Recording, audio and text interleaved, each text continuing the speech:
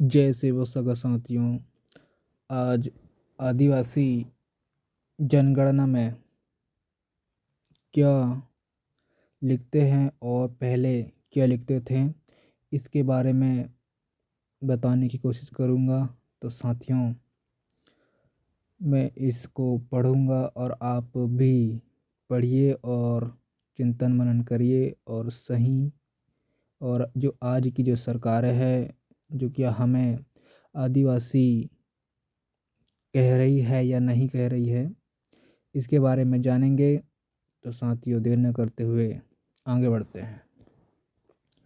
जनगणना के आंकड़ों के अनुसार आदिवासी क्या है?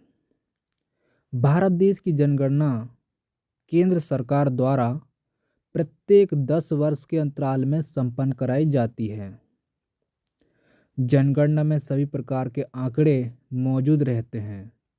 भारत की जनगणना की शुरुआत अंग्रेजों ने सन 1871-72 में की थी। तब से लेकर आज तक प्रत्येक 10 वर्ष में यह जनगणना संपन्न कराई जाती है। आइए देखते हैं कि आदिवासी को जनगणना में कब क्या क्या कहा गया और अब क्या कहा जाता है। तो जनगणना में आदिवासी को पहले क्या कहा गया था? 1871 में आदिवासी के लिए प्रयुक्त किए गए शब्द है एब्रोगीन, मतलब आदिवासी। 1881 में 10 वर्ष के बाद फिर हुई जनगणना, तो इसमें क्या हो लिखा गया है? एब्रोगिनल आदिवासी। फिर 1891 भी एब्रोगीन और 1901 में एनिमिस्ट यानी जीववादी, और 1911 में भी एनिमिस्ट और 1921 में भी एनिमिस्ट। 1931 ट्राइबल रिलीजन, 1941 में ट्राइब्स और 1991 में शेड्यूल्ड ट्राइब यानी अनुसूचित जनजाति। साथियों, आदिवासियों का कॉलम एब्रोगिन होना था सही, एब्रोजिनल होना था सही, आदिवासी। लेकिन धीरे धीरे यह हमको अनुसूचित जनजाति में ला दी है। अब एसटी का टैग लगा हुआ है। ऐसे कई जजमेंट हैं कि आप एसटी हो तो आदिवासी नहीं हो, क्योंकि आदिवासी पहचाना जाता है उसकी संस्कृति, रीति रिवाज, उसकी भाषा से। जिसकी संस्कृति भाषा बनी है वो आज आदिवासी है। आज आदिवासी कई धर्मों में जा रहा है। कोई हिंदू बन रहा है तो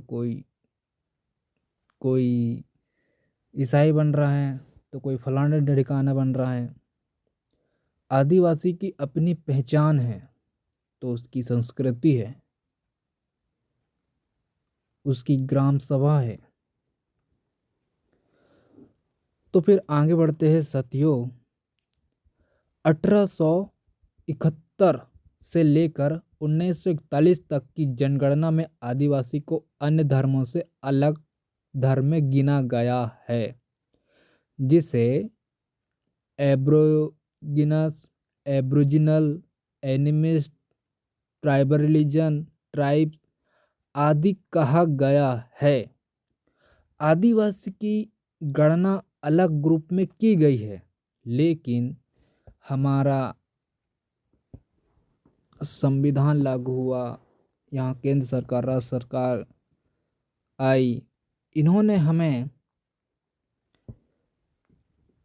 जनगणना से आदिवासी को शेड्यूल ट्राइब बनाकर अलग गिनती करना बंद कर दिया है।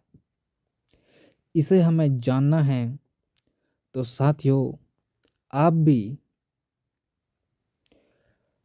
आदिवासी का इतिहास पढ़ें और अपन को आदिवासी कहने में गर्व करें। अगर किसी से भी पूछा जाए तो आदिवासी क्या है, आप आदिवासी हो तो आपका नेम नियम रीति रिवाज क्या है, आप क्या बताएंगे? इसलिए आपको अपने रीति रिवाज, परंपरा, अपने जो पुरखों से चली आ रही व्यवस्था को ही आपको मानना है।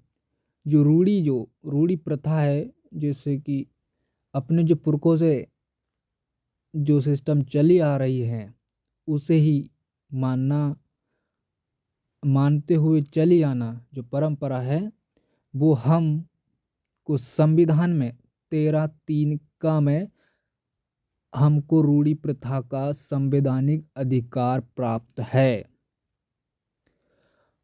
अपनी जो रूढ़ी प्रथा ग्राम सभा होती है वह केंद्र सरकार, राज्य सरकार से बहुत ताकतवर होती है।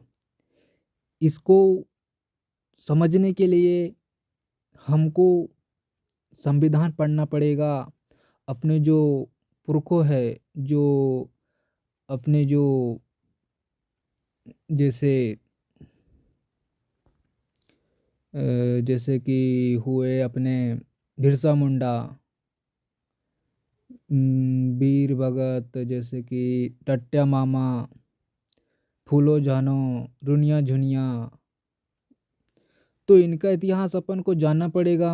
इन्होंने अपने हक के लिए, यानी कि जल, जंगल, जमीन की लिए लड़े थे। और आपने किस लिए लड़ रहे हो? और इसमें तो आदिवासी क्षेत्र में तो चुनाव में, मतलब चुनाव करना ही वर्जित है। तो आज आदिवासी बने हुए हो और आप वोट दे रहे हो और आप आदिवासी को 5 साल तक के लिए गिरवी रख देते हो। तो हमको संविधान की जानकारी और अपने अधिकार को जानना अति आवश्यक है। तो और बहुत सी बातें हैं, वीडियो ज़्यादा लंबा हो जाएगा तो आगे बढ़ते हैं। आरक्षित संसद एवं विधायक ने कभी समाज का कर्ज नहीं लौटाया, क्योंकि अपने जो विधायक बनते हैं, सांसद बनते हैं, ये लोग चलते हैं किससे? केंद्र सरकार, राज्य सरकार, विधायिका, कार्यपालिका, न्यायपालिका। अपना जो सिस्टम है नॉन जुडिशल है, उनका जुडिशल है। अपने रीति रिवाज, नेम नियम, जन्म संस्कार, विवाह संस्कार, मृत्यु संस्कार, ये अपने नेम नियम हैं। और आदिवासी इनको जो जो जैसे कि पुरखों से चली आ रही व्यवस्था को मानता हुआ आया है, वो ही आदिवासी है इस देश का मालिक। आज भी कहते हैं आदिवासी इस देश का मालिक है, परंतु कहाँ आदिवासी मालिक है? क्योंकि आज तो वो सड़कों पे रैली लगा रहा है, कहीं संगठनों के माध्यम से, कहीं रैली कहीं कर रहा है, कहीं कुछ कर रहा है। आदिवासी मालिक कहाँ है? आदिवासी मालिक होता तो हम केंद्र सरकार, राज्य सरकार से अपने अधिकार, अपने हक की बात क्यों करते? आज आदिवासी मालिक होते हुए भी भिखारी बना हुआ है। इसकी क्या वजह है? इसको आपको खुद समझना पड़ेगा साथियों। आपको जानना पड़ेगा। आपका जैसे कि ग्राम सभा है, उसको जानना पड़ेगा।